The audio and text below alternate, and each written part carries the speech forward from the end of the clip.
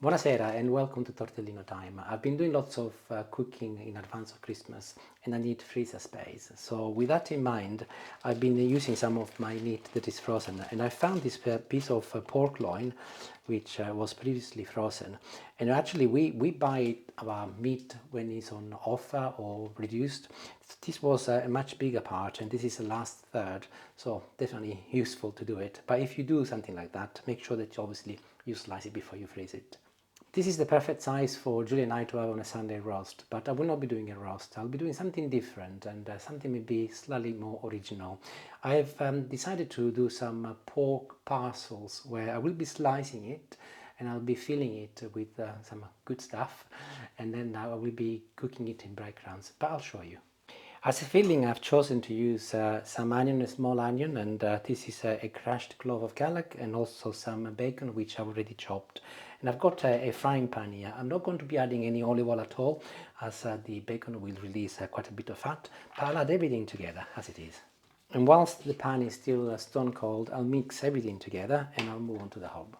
And now that everything is seasoning nicely, I'll turn it down and I'll leave it to cook on a medium high number 6 for about 5 minutes until the onion is nice and soft and of course the bacon is cooked. In the meantime, I'll get my pork parcels ready.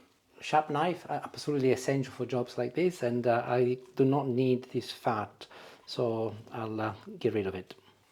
That's one job done. I will leave a little for flavor, but I don't want all of that skin as it will not work with what I've got in mind.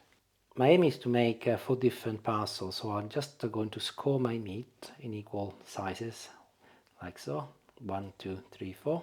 And I just pick the first section and I'm going down with my knife and I'll start going all the way down, but I'm not going to be going all the way down. I will leave half a centimeter from the bottom, and then I'll start again and I'll go on the other side and I'll go this time all of the way down to the bottom so that I get a nice slice. And this is what I've ended up with. I'll go back with a knife and make it slightly bigger so that it's nicely opened up. And I'm now doing the rest, so remember, very important to have a sharp knife for this job. A little tip, as the size of the joint gets smaller, it's going to be more difficult to get hold of it. So I'm actually doing both parcels at the same time so that I've got enough of a mass to get hold of. And now I can go in the middle and separate the two, just like this.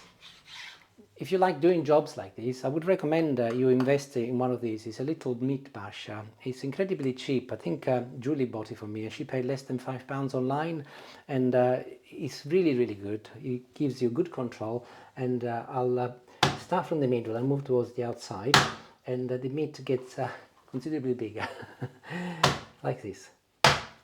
So remember, start from the middle and move towards the outside. Middle, outside, middle, outside. And I'll go 4 or 5 times round until I'm satisfied that it is the thickness I want. And I'll do the rest next. And they're all done. One of them is considerably smaller. That'll have to be one of Julie's. Also, my garlic and my bacon and onions are cooked, so I'm now placing it inside each parcel, but I'll purposely leave some.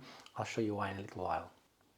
And I'm moving all of the filling on one side of my meat so that I can fold it later. In this case, I will leave it here. I'm going to sprinkle a little parsley on top of each parcel, all over, including where there is no filling. I've also chopped a little rosemary, so not a lot, but I'll sprinkle a little as well. Pork and rosemary go absolutely beautiful together.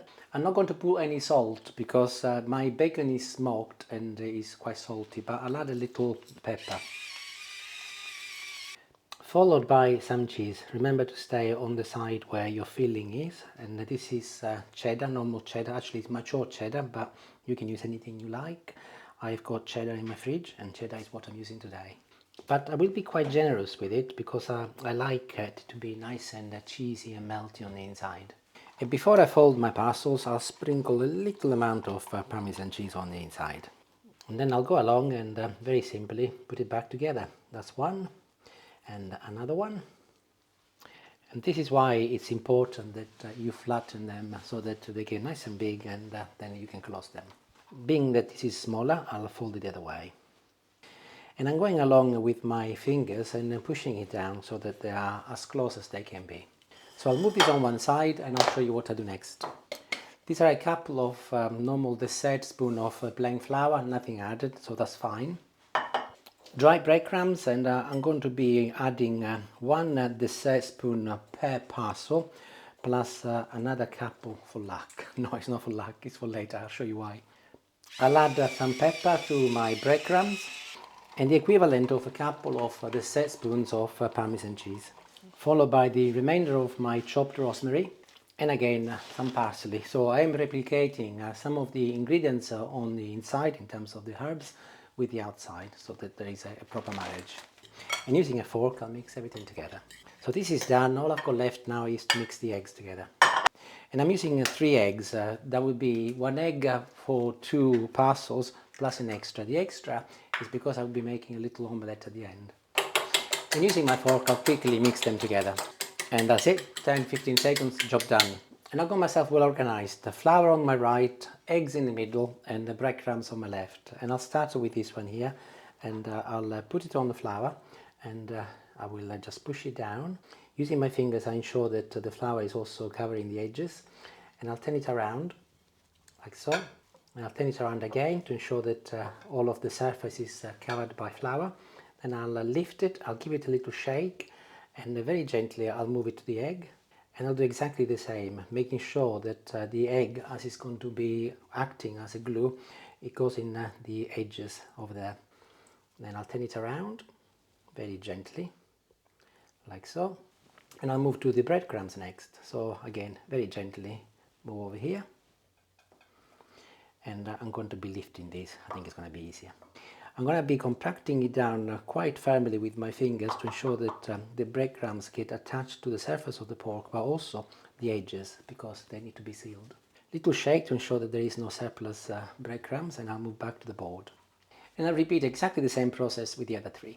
And here's my last one. They're all done, and inevitably you will end up with very mucky hands, but in this case I am comfortable that I can pull any surplus with the egg. I'm going to rescue any left meat from the flour, but I will not be using the flour, and I'll get hold of the breadcrumbs and add it to the egg. And earlier I mentioned that I purposely left some of the bacon and onion, and you can see why. I'm going to add it to this as well. But I'm in desperate need to go and wash my hands now. So I'm going to give this a good mix together so that it's all combined, and I'll leave it until I finished with the pork. I'm now adding a fairly generous amount of olive oil in the same pan as before. No need to wash it. Actually, it's best not to wash it, as it's got a lovely fat residue from the bacon, which will add additional flavor. And my oil is dancing already. You can see that it's heating up, and it is nice and hot, so I'll turn it down slightly, and I'll start adding my pork parcels. And here is my last one. I'll turn it down slightly on medium, number 5, and I'll leave them to cook now on one side for about 4 minutes, and then I'll turn them around. Time to turn them around, and they should be lovely and brown golden color on the other side. And I'm going to use a fork and a spatula to do that. And here they are. And here's the other one. Wonderful color. Oh, perfect. As I mentioned before, the egg is the glue in this, so that they do not open up. And I'll leave them for another 4 or 5 minutes, and they should be ready. And they are done, and you can be reassured by the fact that there are no more pink juices coming out. So I'll move them on a plate with some kitchen paper, so that some of the excess oil will be absorbed. And that is wonderful. And whilst my pan is still very hot, I'll add the omelette I was talking about earlier. And I'm giving it a little bit of a round shape so that it will be a little bit more presentable, but also flattening it so that it will cook a couple of minutes and I'll turn it around. In the meantime, I'll share with you what sides we are having with our pork parcel. This is a salad I just made, and it's made of runner beans, which actually come from Sicily. My brother Stefano gave them to me when we went to visit. Also I've added some broccoli, which I had left in the fridge, which I boiled beforehand and is cold now. Tomato and some olives, and as a part of the marinade I've added some olive oil, some balsamic vinegar and oregano, salt and pepper, and that is pretty much it. Also, let me show you here, I made some carbonara again at the weekend. I made some for Christmas, which is Christmas special, but this is something I made last weekend, and we will be having this as a side as well. There is a video up here. I'll put a little link if you want to see how to make it, and by all means you can have a go. And I'm now cutting one in half to see what it looks like, and ooh, very nice. It looks delicious. Children absolutely adore this sort of food, and I will post this meal in my young ones playlist, which is packed with meals for children, but of course not just children, adults will love it as well. I'll taste some and then I'll go and eat with Julie.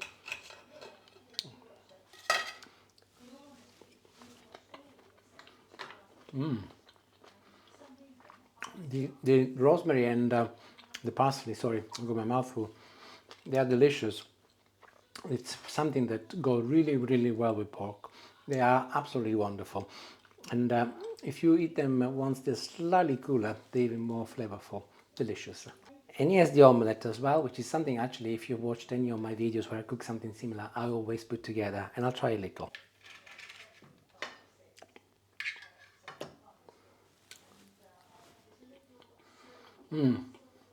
Wonderful.